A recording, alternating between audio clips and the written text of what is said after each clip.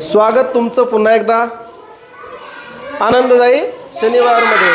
आजची तारीख 6/12/2025 अर्थात महापरिनिर्वाण दिन आजच आहे।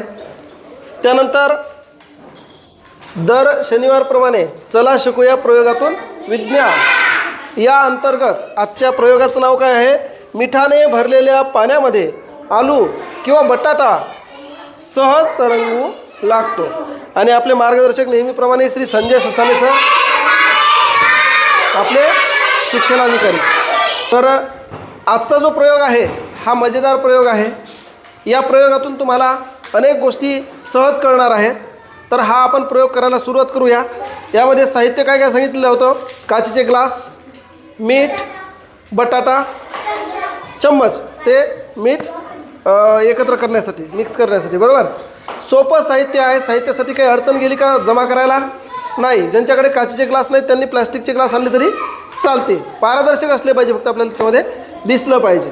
तर चला प्रयोगाला सुरुवात करायची, बरोबर? बघा, आपल्याकडे जे साहित्य पाहिजे होतं ते आहे मीठ, चम्मच, 2 ग्लास, बटाटा, पाणी, एवढंच आपल्याला साहित्य पाहिजे। तर साहित्य आहे आपल्याला प्रयोगामध्ये दिलेलं आहे। पहिल्यांदा काय करायचं आहे? आपल्याला साधं पाणी घ्यायचं आहे आणि दुसऱ्या ग्लासमध्ये सुद्धा पाणी घ्यायचं। पहिल्यांदा हा जो आलू आहे मी या ग्लासमध्ये टाकतो। हा आपण बघूया बुडते की तरंगतो। काय झाला? तो बुडला। बघ, पुन्हा टाकून बघूया आपण। हळू टाकू, हळू। बुडाला की दुसऱ्या ग्लासमध्ये जे पाणी आहे त्यामध्ये मीठ मिक्स करायचं आहे, बरोबर?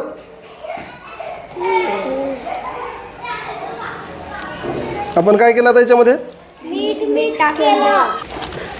मीठ पूर्ण विरघळवायचं।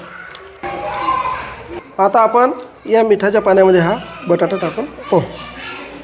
बघा, तरंगला। काय झालं? मीठ मिक्स केलं आणि त्यामध्ये तो तरंगला। आता हाच बटाटा परत काढतो मी, या पाण्यात टाकतो। काय झाला? बुडला। बटाटा तोच आणि या पाण्यात टाकतो, वर आला, तरंगला। बघा, आता एक लक्षात घ्या, या पाण्यामध्ये बटाटा का तरंगला असेल? बरोबर, मीठ टाकलं म्हणून। पण मिठाचं नेमकं झालं काय? मीठ विरघळलं, बरोबर। नेमकं झालं काय मग? मीठ विरघळलं म्हणजे काय झालं? काय झालं? काय झालं? या पाण्यामध्ये आपण जेव्हा मीठ टाकलं तेव्हा या पाण्याची घनता वाढली। कोणापेक्षा वाढली? या आलूच्या घनतापेक्षा या पाण्याची, द्रवाची घनता वाढली आणि त्यामुळे हा आलू त्यामध्ये तरंगला। तुम्हाला असं अजून कुठे दिसते का बरं? असं तरंगताना? एक मृत समुद्र असते, मृत समुद्र। त्याच्यामध्ये आपण बुडायचं म्हटलं तरी आपण बुडू शकतो। आपण जर उडी टाकली त्याच्यामध्ये, पोहणं नसलं तरी पण त्याच्यामध्ये आपण तरंगतो।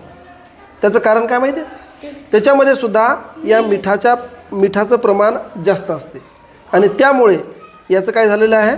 हा बटाटा यामध्ये तरंगलेला आहे।